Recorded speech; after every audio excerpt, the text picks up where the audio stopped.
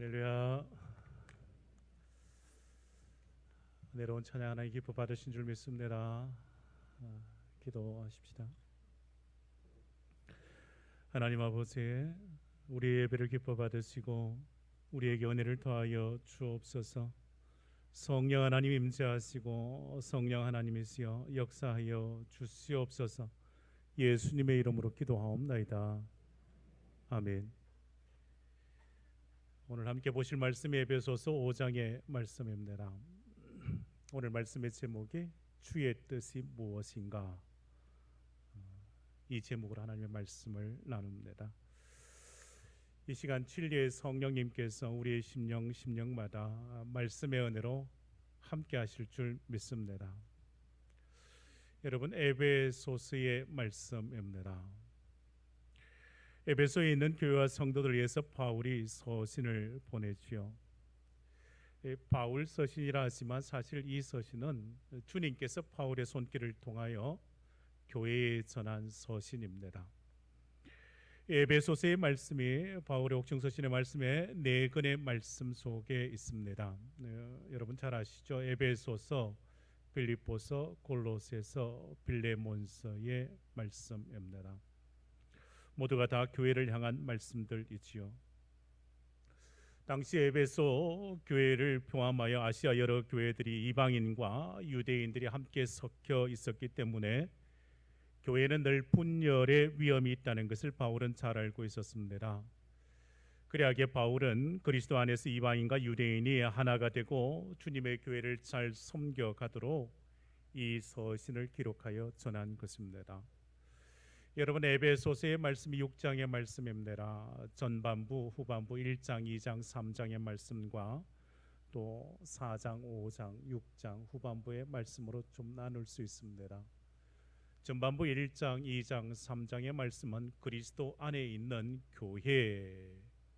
교회가 무엇인가? 교회론에 관하여 말씀하지요. 우리가 보지는 않았지만 에베소서 1장 마지막 절 말씀이 이렇게 기록하고 있습니다. 교회는 그의 몸이니 만물 안에서 만물을 충만하게 하시는 이의 충만함이니라 말씀합니다. 또 에베소서 2장 마지막에 이렇게 말씀하시죠. 그의 안에서 건물마다 서로 연결하여 주 안에서 성전이 되어가고 너희도 성령 안에서 하나님이 거하실 초소가 되기 위하여 그리스도 예수 안에서 함께 지어져 가느니라. 에베소서 3장의 말씀도 마지막 절 말씀이 이렇게 되어 있습니다. 교회 안에서와 그리스도 예수 안에서 영광이 대대로 영원 무궁하기를 원하노라. 아멘. 이 에베소서의 말씀이 전반부에 무엇에 관하여 기록하고 있는지 여러분 아시겠죠? 그리스도 안에 있는 교회론에 관한 말씀입니다. 그리고 4장, 5장, 6장에 관한 말씀은 교회 안에 있는 성도에 관한 말씀이죠. 성도의 생활. 에베소서 4장의 마지막 절 말씀이 이렇게 기록하고 있습니다. 너희는 모든 악독과 노함과 분냄과 떠드는 것과 비방하는 것을 모든 악의와 함께 버리고 서로 친절하게 하며 불쌍히 여기며 서로 용서하기를 하나님이 그리스도 안에서 너희를 용서하심과 같이 하라라고 말씀합니다. 그리스도인의 신앙생활, 곧 교회 안에 거하는 성도의 그 신앙의 삶을 말하지요. 교회 안에서는 어떻게, 가정에서는 어떻게, 또 일터에서는 어떻게, 또 세상에서는 어떻게 신앙생활을 해야 하는지를 말씀하지요. 오늘 우리에게 주신 말씀은 에베소서 5장의 말씀입니다. 에베소서 5장 15절에서 21절 말씀입니다. 오늘 본문의 말씀이 교회에 속한 성도들을 향하여 전하는 권면의 말씀인데요, 바울은 그리스도인의 삶에 대하여 권면하고 있습니다. 특별히 세 가지에 대하여 중점적으로 권면하는 말씀입니다. 사랑하는 성도 여러분, 오늘 말씀을 들을 때 이것 먼저 생각하시고 오늘 말씀 들으시면 좋겠습니다. 바울은 성도를 향하여 지혜가 있는 자라 했습니다. 지혜가 있는 자, 곧 성도들을 말하지요. 여러분 잘 아시듯이 여호와를 경외하는 것이 지혜와 지식의 근본이라 하지 않습니까? 또 성령 하나님께서 우리와 함께 하심으로 성도는 항상 성령의 인도하심을 따라서 살아갑니다. 그래서 오늘 본문 말씀 그 시작에 이렇게 말씀이 시작되었습니다. 오늘 15절 그런즉 너희가 어떻게 행할지를 자세히 주의하여 지혜 없는 자 같이 하지 말고 오직 지혜 있는 자 같이 하여. 바울은 에베소 교회 성도들에게 지혜 있는 자로서 너희 믿는 자가 세상을 어떻게 살아가야 하는가 자세히 주의하여 살피라고 말합니다. 성도가 가장 먼저 살펴서 깨달아야 할 그 첫 번째가 이것입니다. 바울의 권면이죠. 세월을 아끼라입니다. 오늘 본문 16절 말씀 보실까요? 16절 말씀이 이렇게 기록하지 않습니까? 세월을 아끼라 때가 악하니라.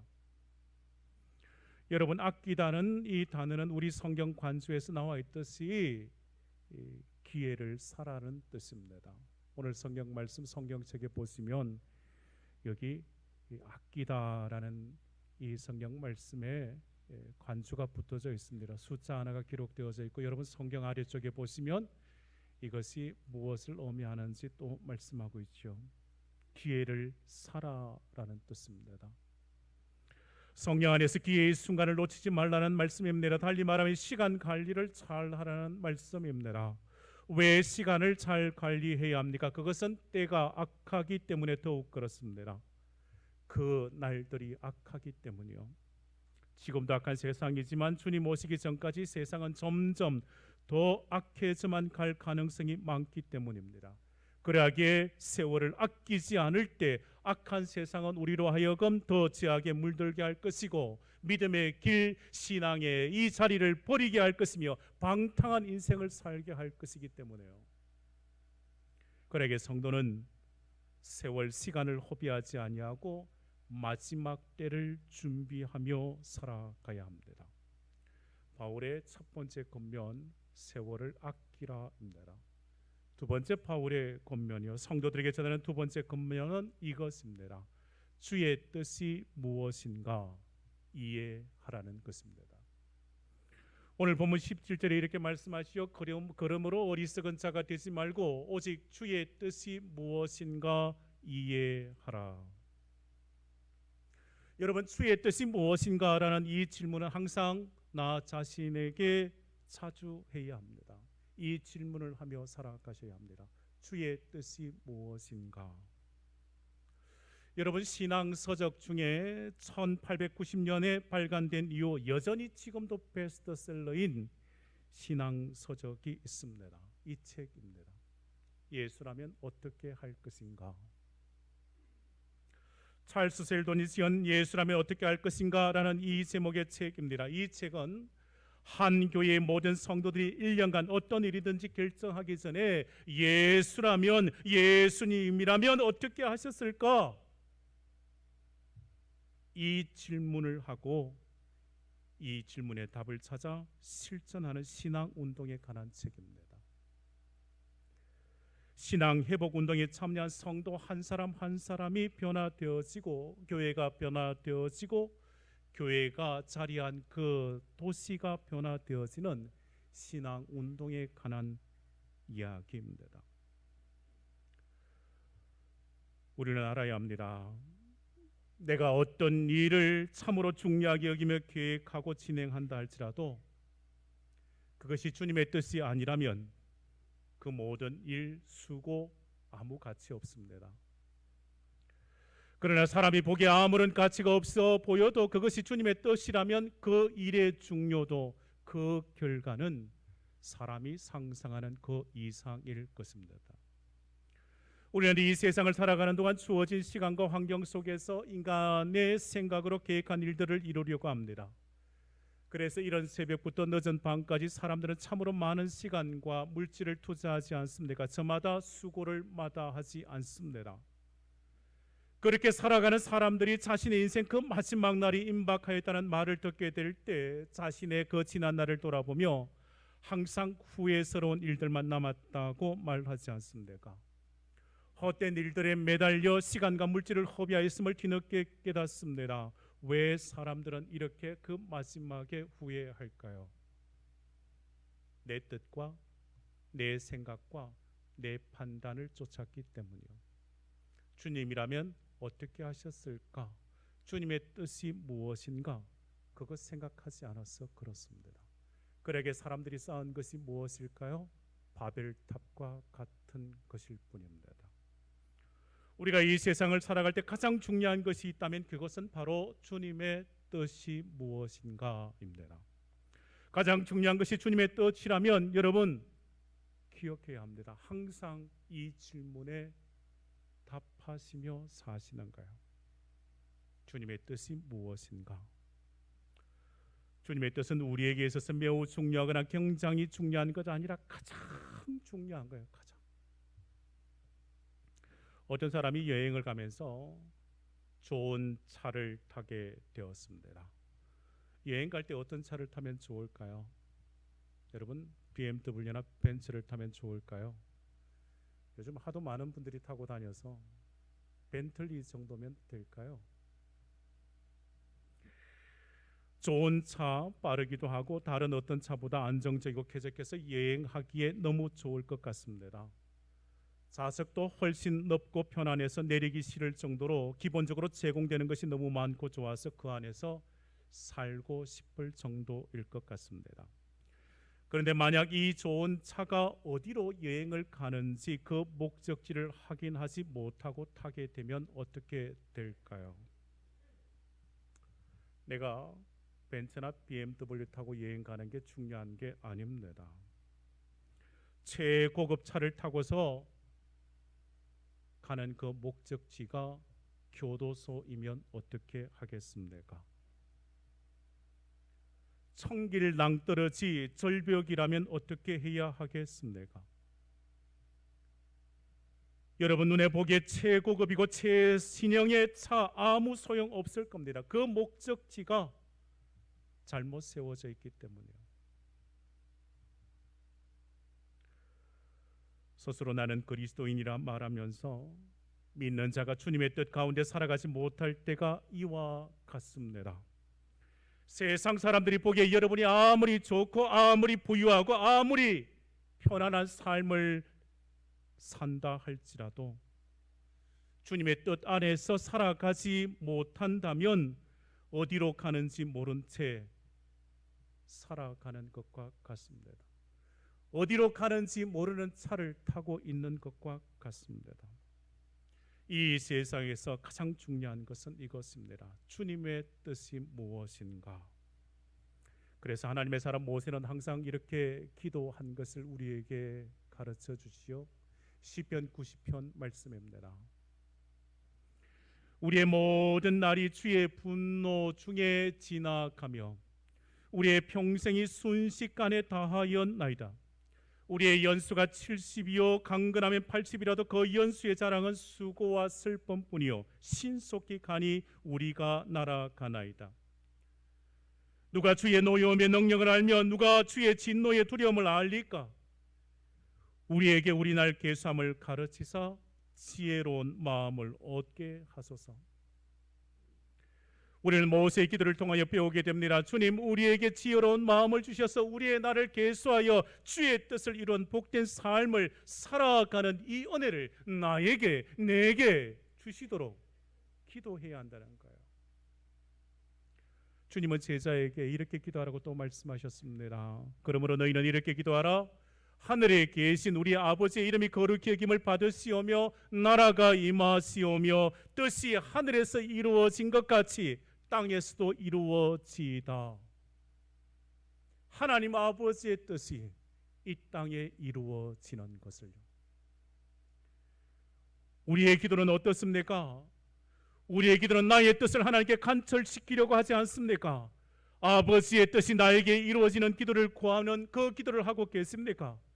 우리는 마땅히 기도할 때 주님께서 제자들에게 가르치신 것처럼 하나님 아버지의 뜻을 먼저 구하고 하나님 아버지의 뜻이 이 땅에 이루어지는 것, 주의 뜻이 가장 먼저이고 중요하다는 것을 아셔야 합니다.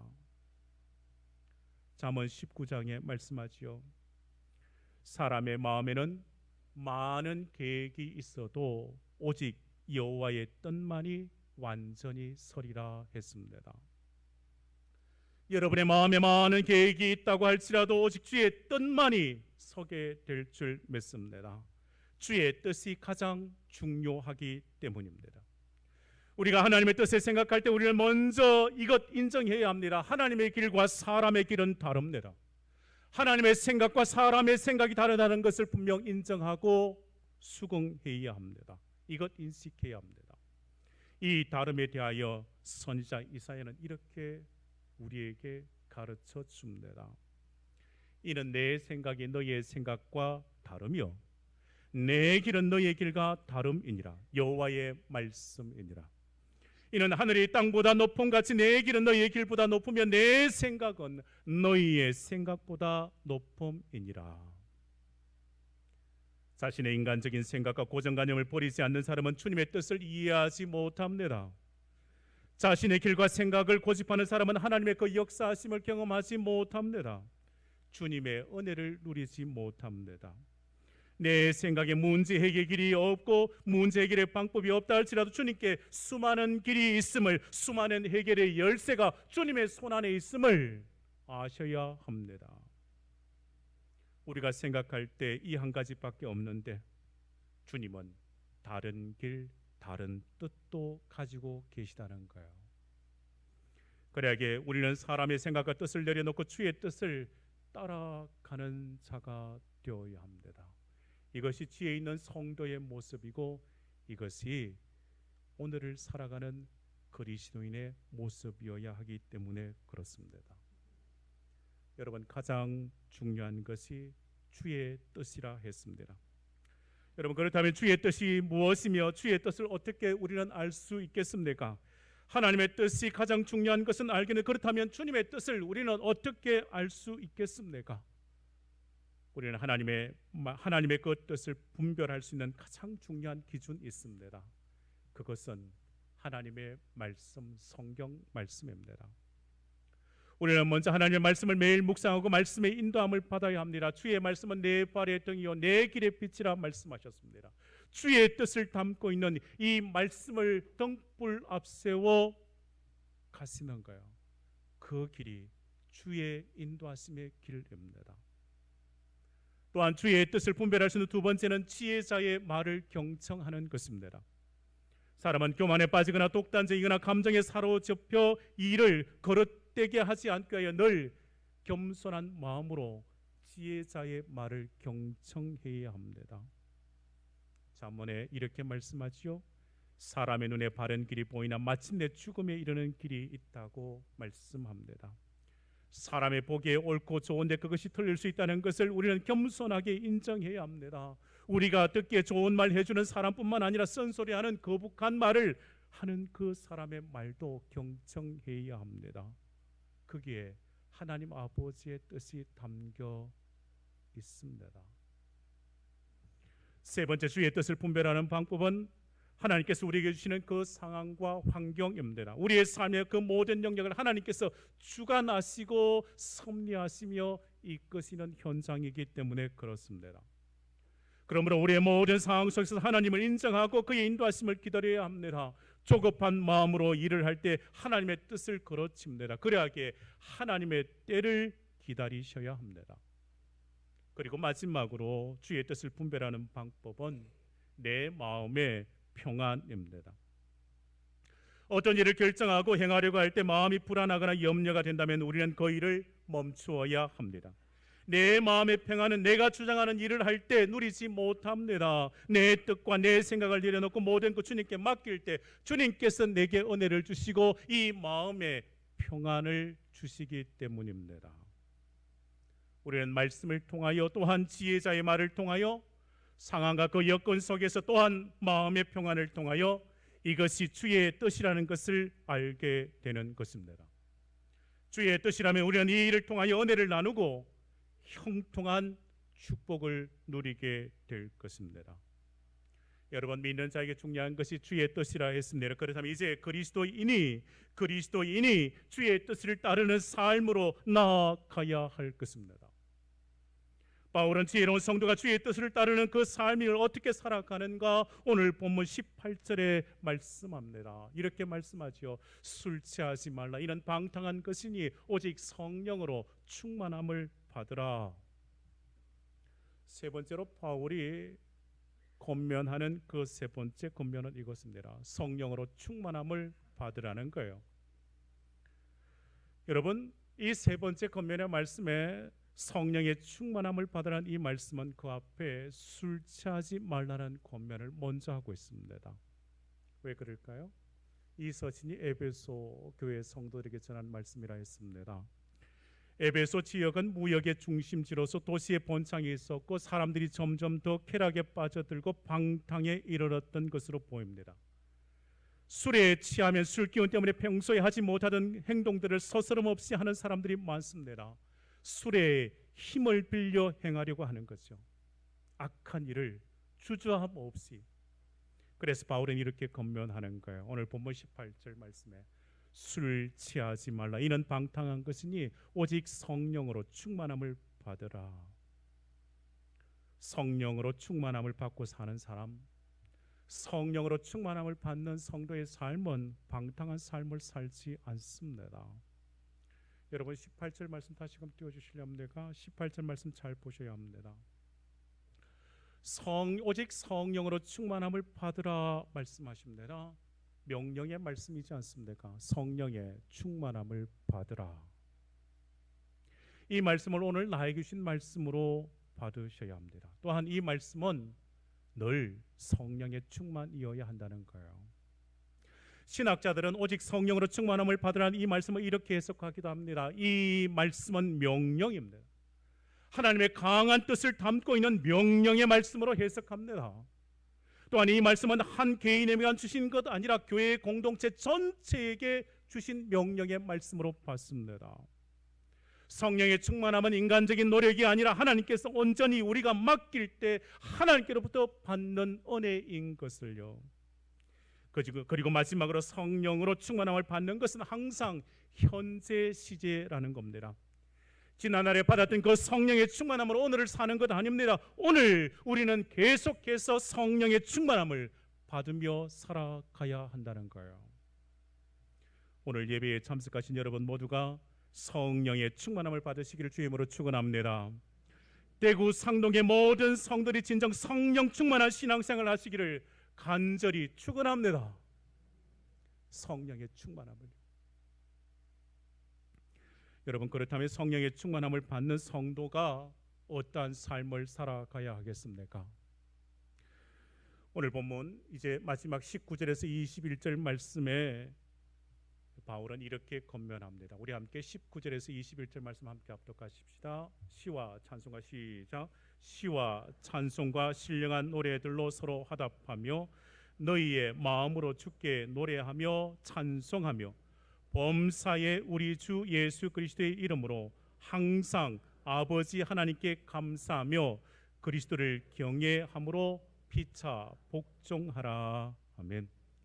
성령에 충만한 성도들은 어떠한 삶을 살아가는가? 그 첫 번째 시와 찬송과 신령한 노래들로 서로 화답합니다.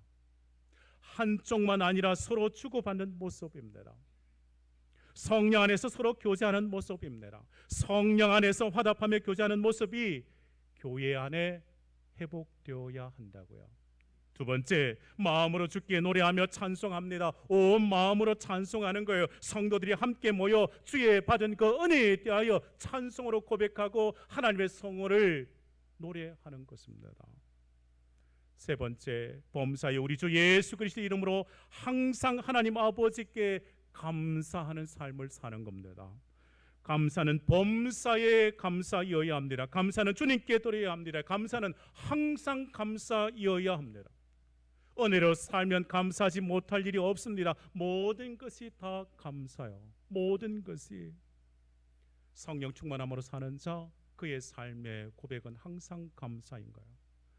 마지막으로 그리스도를 경외함으로 피차 복종하라 말씀합니다. 주를 경외함으로 서로를 존중하고 섬기는 자가 되는 거예요. 오늘 말씀 정리합니다. 사랑하는 여러분, 얼마의 세월 동안 이 세상을 사셨습니까? 그리고 여러분의 인생 얼마의 시간이 남겨져 있을까요? 지난 세월 동안 여러분이 행하신 가장 귀하고 값진 일들이 무엇입니까? 오늘을 살아가는 동안에 여러분은 후회하지 않아도 될 만큼 소중한 그 일들을 하고 계십니까? 오늘을 살아가는 지혜로운 사람들에게 중요한 것 세월인 것을 잊지 마시기를 바랍니다. 시간인 것을 잊지 마시기를 바랍니다. 그래야기에 바울은 권면합니다. 세월을 아껴야 한다고. 우리의 지난 세월, 그 세월을 우리는 자랑하지 말아야 합니다. 지난날 그 아름다운 날도 오늘을 그릇되게 살아가면 모든 것을 다 지워버리게 됩니다. 참으로 훌륭한 가수도 한 번의 실수로 다 무너지고 말지 않습니까? 그래야기에 미래는 과거를 지우는 지우개와 같다고 말합니다. 피땀 흘려 수고하고 애써 국가대표 되었지만 한순간에 모든 것 다 내려놓는다고요. 이 세상을 살아가는 우리는 항상 스스로에게 물으셔야 합니다. 주의 뜻이 무엇인가? 주님의 뜻이 무엇인가? 이 물음에 대한 답을 그리스도인은 삶으로 답하셔야 합니다. 그것이 성령으로 충만한 삶을 사는 그리스도인의 모습이기 때문입니다. 성령의 충만함으로 여러분의 남은 날들을 계수하고 정말 진실과 성실함으로 살아가시기를 바랍니다. 성령의 충만함으로 주의 뜻을 행하며 오직 성령의 충만함으로 선한 일들을 행하여 주께 영광 돌리며 서로 사랑하고 축복하며 하나님 기뻐하실 일들을 행하며 살아가시기를 주의 이름으로 축원합니다. 기도하십시다. 하나님 아버지, 지혜로운 자의 모습을 지켜가도록 은혜를 도하여 주시옵소서. 성령의 충만함을 받고 주의 뜻을 따라 살아가는 복된 성도들 다 되게 해 주시옵소서. 삶 속에서 주님의 뜻을 이루어 드림으로 주님의 마음을 기쁘시게 해드리는 주의 자녀들 다 되게 해 주옵소서. 우리의 남은 날들을 계술하며 진실과 성실함으로 살아가도록 주여 우리의 믿음 생활을 지켜 주시옵소서. 성령의 충만함으로 선한 일에 힘쓰게 하시며 서로 사랑하고 축복하며 섬기는 복된 성도들 다 되게 해 주시옵소서. 예수님의 이름으로 기도하옵나이다.